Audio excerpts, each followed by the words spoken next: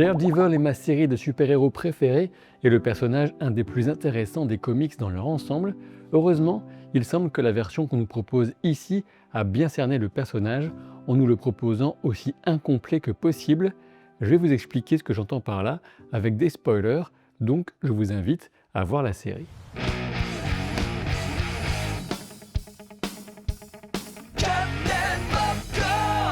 On sait que le retour du personnage sur Disney+ s'est fait dans la douleur. On a évité de justesse une catastrophe avec une version allégée et totalement dénaturée de ce qu'était la série initiale, si marquante, avec ses 3 saisons sur Netflix qui sont dorénavant disponibles sur Disney+. Avec 3 épisodes disponibles au moment de sortir cette vidéo, on commence à avoir une bonne idée de ce qu'est vraiment Daredevil Born Again, même si je pense et espère que le meilleur reste à venir, notamment en termes d'action et d'angoisse, avec l'introduction de Muse. Matt Murdock est un homme en conflit permanent avec lui-même. Sa double identité s'accompagne d'une opposition fondamentale entre la justice divine et celle des hommes. Dans l'épisode 2, on le voit s'arrêter quelques instants sur le trottoir face à la porte rouge d'une impressionnante église en écoutant la messe mais sans y entrer. Dans l'épisode 3, il avance seul dans la salle vide du tribunal avec de la lumière qui inonde la pièce par les fenêtres sur la droite. Et il s'y assoit comme on le ferait dans une église, contemplant la devise américaine inscrite au-dessus de la tribune « In God We Trust ». Toutefois, on sait par avance que la foi de Matt Murdock envers cette justice des hommes, qui équivaut plus ou moins à celle qu'il porte envers le bien qu'il est en mesure de faire en tant qu'avocat, sera rapidement mise à très rude épreuve. Bien sûr, on a déjà exploré le dilemme de la double identité de Matt. Tantôt il ne voulait plus être Daredevil, tantôt il ne voulait plus être Matt, ou encore la perte de ses capacités surhumaines l'empêchait temporairement de redevenir le justicier masqué. Toutefois, c'est surtout une crise de confiance en lui et de ses capacités à ne pas tuer en dispensant la justice à coups de poing et de bâton dans la gueule qu'il remet sérieusement en doute depuis les événements qui lancent la série, à savoir la mort de Foggy Nelson. On y revient, Daredevil est incomplet, une incomplétude symbolisée par la perte de sa corne droite, celle que lui remet Karen Page, qui semble avoir bien compris que Matt et Daredevil ont besoin l'un de l'autre et que New York a besoin des deux. Matt lui aussi est incomplet, ce qui est symbolisé par le verre droit de ses lunettes cassées en fin d'épisode 2 lors de la violente bagarre avec les 2 policiers corrompus. Le générique d'introduction, plutôt pas mal, même si moins réussi que l'original, ne fait guère de mystère.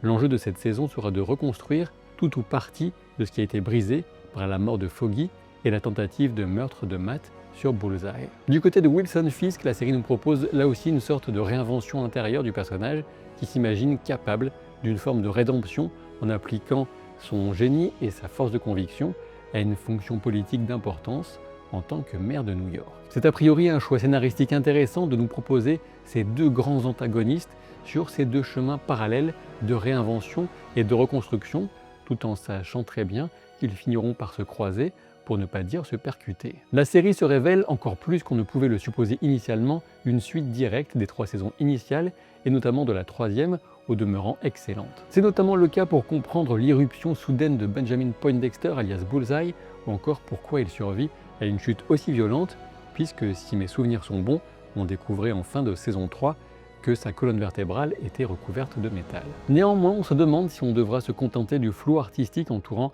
la liberté de Wilson Fisk, qui devrait totalement être en prison, et pour longtemps. Je suis prêt à fermer les yeux sur ce type d'oubli volontaire pour profiter d'un arc narratif intéressant pour Wilson Fisk, toujours campé avec autant de justesse et de présence par Vincent D'Onofrio, littéralement taillé pour le rôle. On peut en dire tout autant de Charlie Cox qui vient se glisser dans la peau de Matt comme dans un gant de boxe retiré la veille.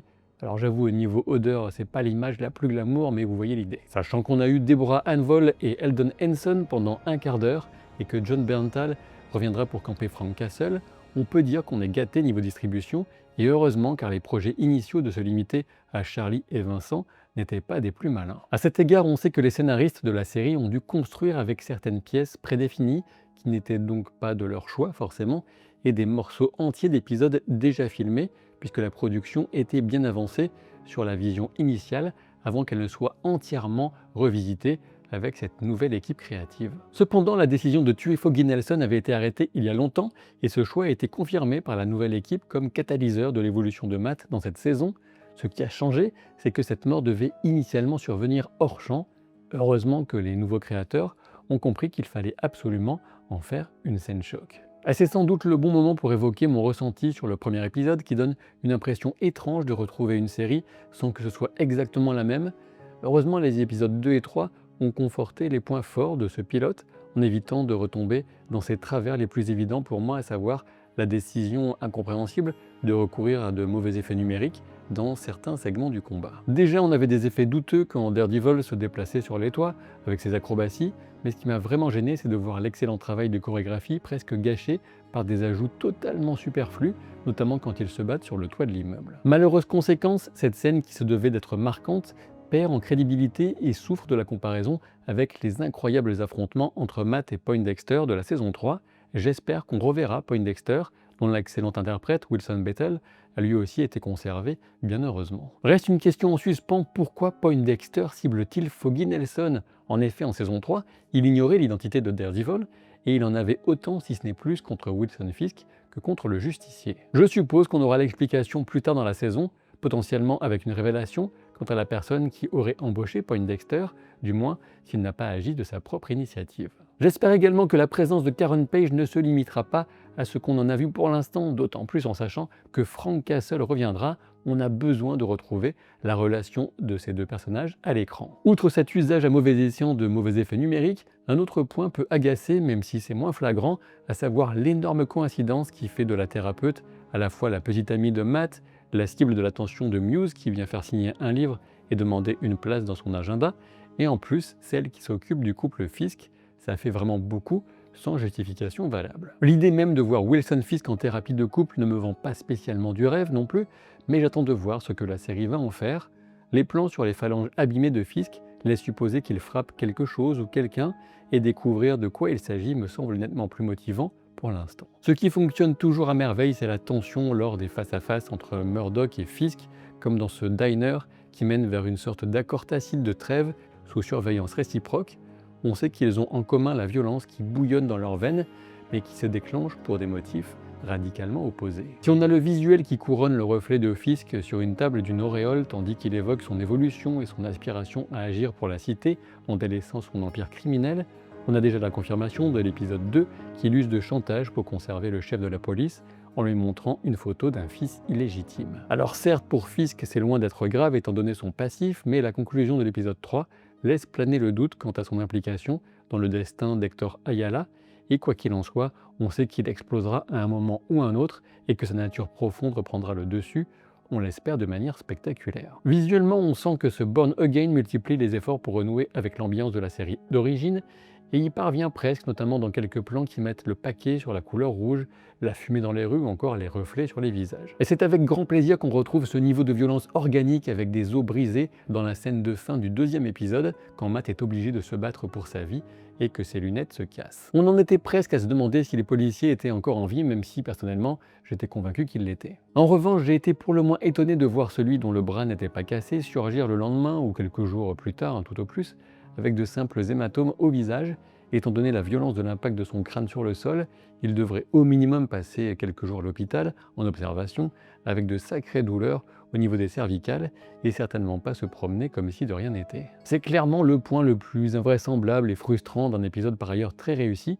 Je n'aurais pas forcément parié sur la capacité de la série à rendre les scènes de procès intéressantes, mais je suis ravi de constater que je me trompais avec le cas d'Hector Ayala, alias le Tigre Blanc. Le rythme était là, le suspense aussi, les interprètes au taquet, avec une mention particulière pour Camar de los Reyes, qui a malheureusement succombé à un cancer en 2023.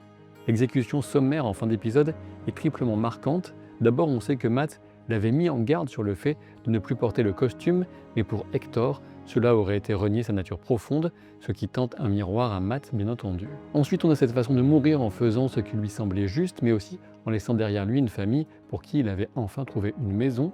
On sait que dans les comics, sa nièce prend le relais et endosse l'amulette et le costume. Enfin, cette décision d'ajouter les cris des grenouilles décrites par Hector quand il évoquait la plage de sa jeunesse à Puerto Rico sur le générique de fin était très forte pour souligner la perte d'un personnage pour qui on avait espéré une issue positive durant tout l'épisode. Bien évidemment, l'homme qui porte un accoutrement rappelant celui du Punisher n'est pas Frank Castle, c'est une évidence absolue.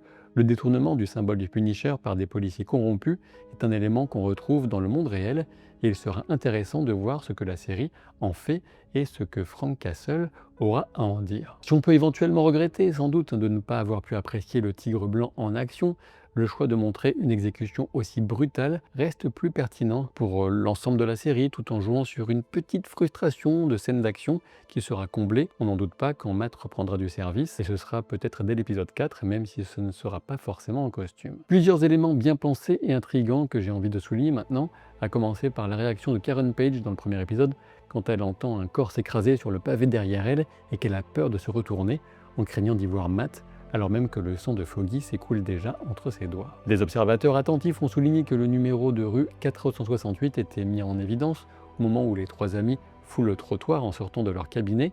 C'est un clin d'œil à la vie secrète de Foggy Nelson, une histoire dans laquelle ce dernier simule sa mort pour se retrouver dans un programme de protection des témoins. En l'occurrence, je serais assez étonné que ce déroulement soit repris dans la série, même si on ne peut rien écarter définitivement. Pour l'instant, je pense que Foggy est bel et bien mort, mais s'il ne l'est pas, c'est alors un stratagème élaboré par une personne qui aurait engagé Poindexter, le sachant capable d'infliger une blessure quasiment mortelle, mais laissant une bonne chance de survie, avec des soins rapides, une fois le corps récupéré.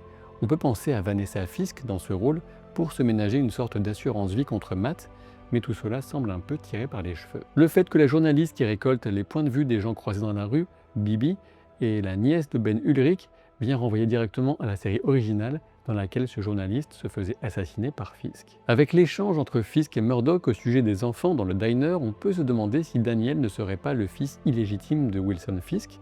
Ce serait d'autant plus plausible en sachant que Daniel est joué par un fils d'eux, puisqu'il s'agit de Michael Gandolfini. Même si Daniel n'est pas le fils biologique de Fisk, on sent qu'il peut devenir un nouvel héritier spirituel en quelque sorte, après le fiasco présenté dans la série Echo. On ignore toujours qui est le fameux Adam avec qui Vanessa a trompé son mari, mais on n'aimerait pas être à sa place, malgré la promesse arrachée à Wilson, alors qu'il contemple la ville dont il vient d'être élu maire. Dans l'épisode 3, parmi les policiers qui ont eu la chance d'être aidés par le Tigre Blanc et qui sont évoqués dans les dossiers énumérés par Matt, on a le nom Morales qui est mentionné, ce qui est potentiellement un clin d'œil à Jefferson Morales, le père de Miles Morales.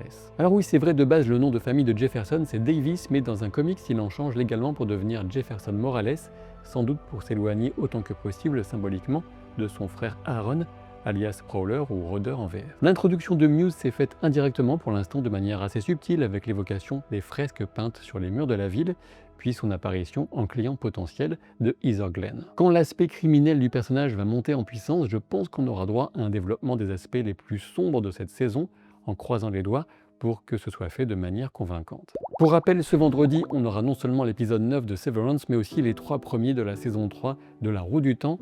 Et je vous recommande de regarder La Roue du Temps, même si la première saison avait ses défauts, la deuxième en avait aussi, mais on avait une amélioration assez nette entre la première et la deuxième.